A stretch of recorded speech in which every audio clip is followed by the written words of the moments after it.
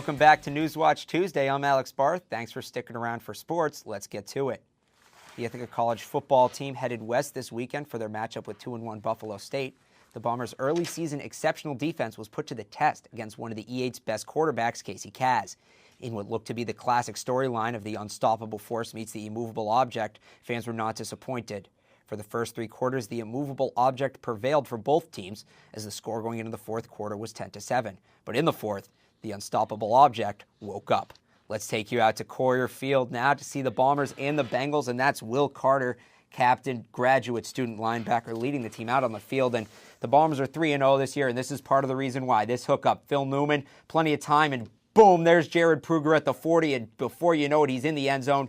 His only catch of the day, but he would make it worth it, a 63-yarder. Bombers take the early 7-0 lead on the road.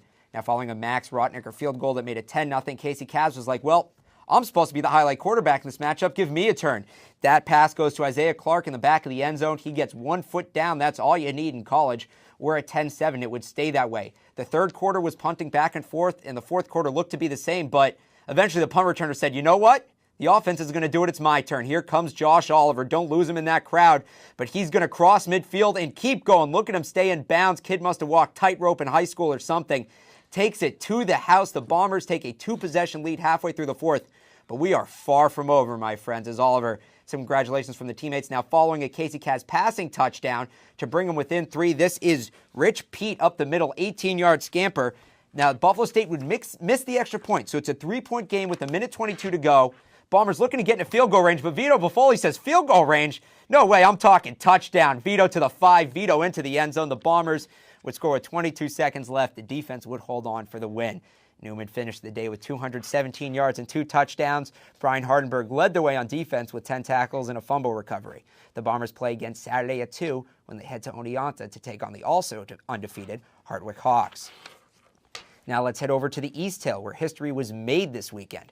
During the third quarter of Saturday's Cornell football game, quarterback Jeff Matthews set the school career touchdown record, tossing his 54th to Chris Lenz. It was one of 2 touchdowns the Big Red would score in the second half, but those weren't enough as Yale put up 28 in the final 2 frames to break open a 10-10 halftime tie, winning 38-23. The record has stood for 11 years, last broken by now Vanderbilt quarterback coach Rick Rain back in 2002. Despite breaking the record, the real player of the game was Yale's Dion Randell.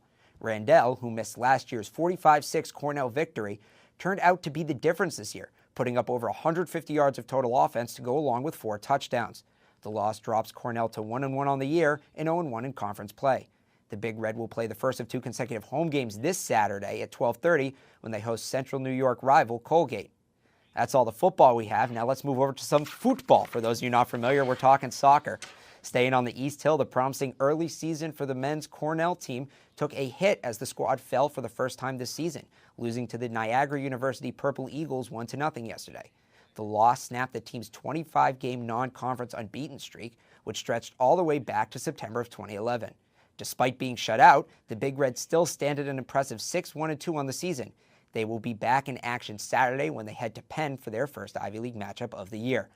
Now coming back to the South Hill, the 8th-ranked Ithaca women's soccer team continued their winning ways, holding off Farmingdale for a 2-1 win Sunday. Seniors Jackie Rodabaugh and Anna Gray were able to put the ball in the back of the net for the Bombers, and sophomore goalie Beth Kopalekia knocked away 3 of the 4 shots that came her way. The Bombers now stand at a solid 8-1 on the year, 3-0 in E8 play. The team is in action tomorrow against Misericordia in a rematch from last year's NCAA tournament, when the Bombers were eliminated in the 3rd round by the Cougars on penalty kicks. The Bombers have been great bouncing back from that tough end to last year's season and find themselves ranked 6th in the country heading into the month of October. The squad has been led by the emergence of sophomore Kelsey King. The Pennsylvania native leads the team with 7 goals on the season, including 3 game winners. Jesse Warren has also been impressive, leading the team with 3 assists. Goalie Beth Kopalekia has been stellar in net, allowing only 3 goals in 9 games. The men's soccer team has not been as successful this year, however, here on the South Hill, and the struggles continued today as the team fell to 1-0 to Hobart. Charlie Kelly scored the lone goal of the game in the 24th minute, while the Bombers only managed to muster 5 shots on goal. It is the 3rd defeat in a row for Ithaca. With the loss, the Bombers fall to 1-7 on the year, and the team hasn't won since September 21st. The team will return to conference play Saturday when they take on conference opponent Alfred on the road, looking to improve on an 0-4 road record. That's it. Back to you guys. All right. Thank you, Alex.